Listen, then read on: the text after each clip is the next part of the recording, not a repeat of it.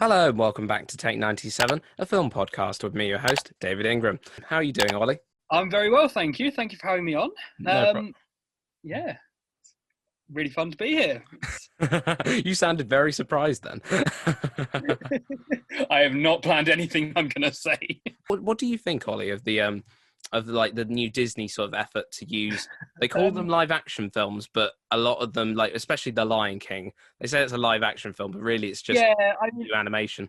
I've got a slight confession. I've not watched many of the classic Disney films. And in fact, my first time watching The Lion King was actually the live action version. But I think, like you said, it's like as much as they say it's live action, a lot of the films, and with exceptions, but a lot of them are still relying a lot on CG animation.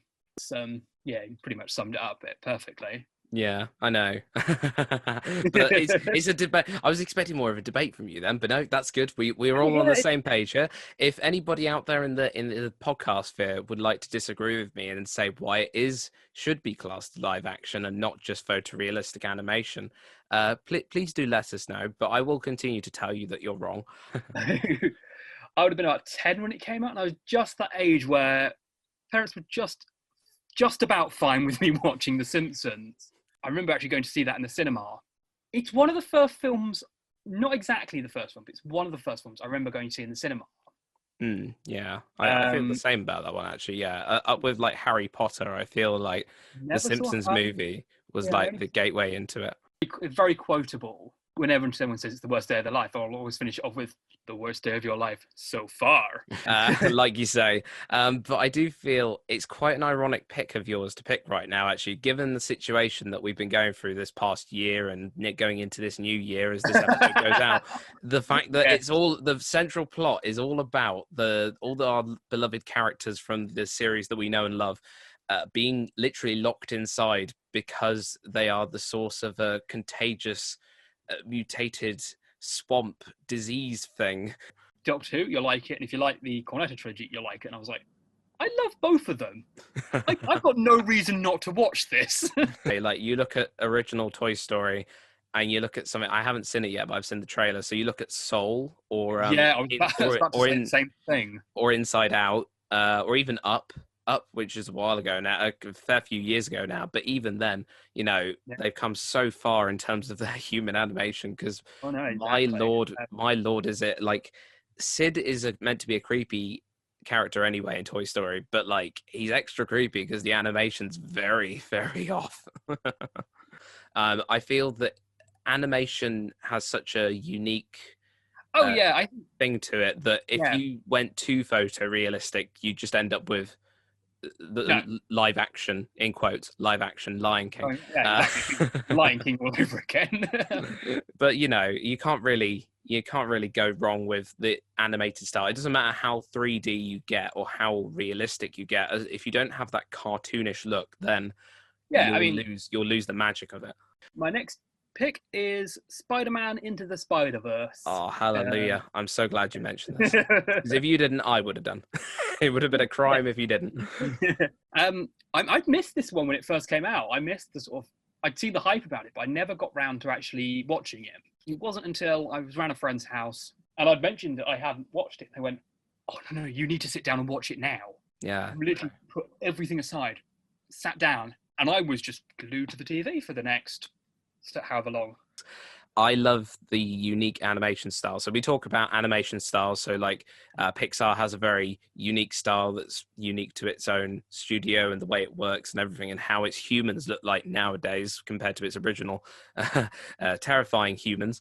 But now they have a unique style. Obviously, you've got The Simpsons and anything made by Matt Groening. All those ones like Futurama. But I do feel Spider-Man Into the Spider-Verse is truly a delightful thing. Like visually it's beautiful to watch. Before we move on to your next pick, I want to push you. Who's your favorite character from Spider-Man Into the Spider-Verse? Spider-Man Noir.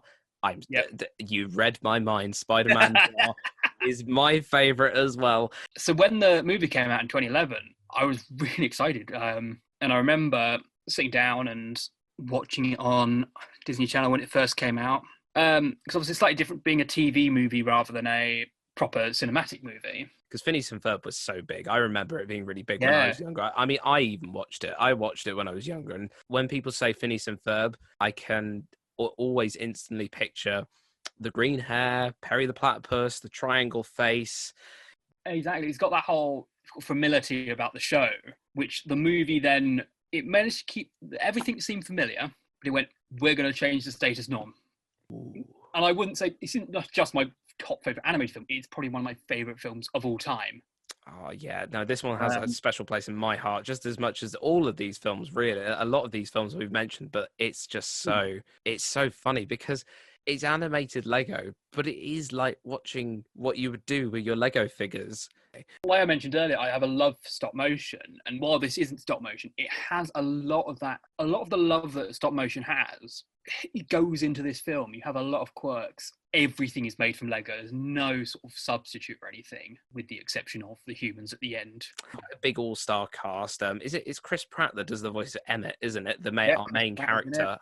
I just thought it was absolutely so meta and so funny the moment you get like, oh, it's the end of the what's going on, and the hand comes in and it's Will Ferrell. I love Toy Story 2. I like 3 and 4. Don't get me wrong. You know, they add more to the universe and stuff, but like, I mean, they probably should have just stopped after 3. It was perfectly ended, but they did 4 anyway. I've not seen 4, so I can't comment on that. I mean, it's not a bad film.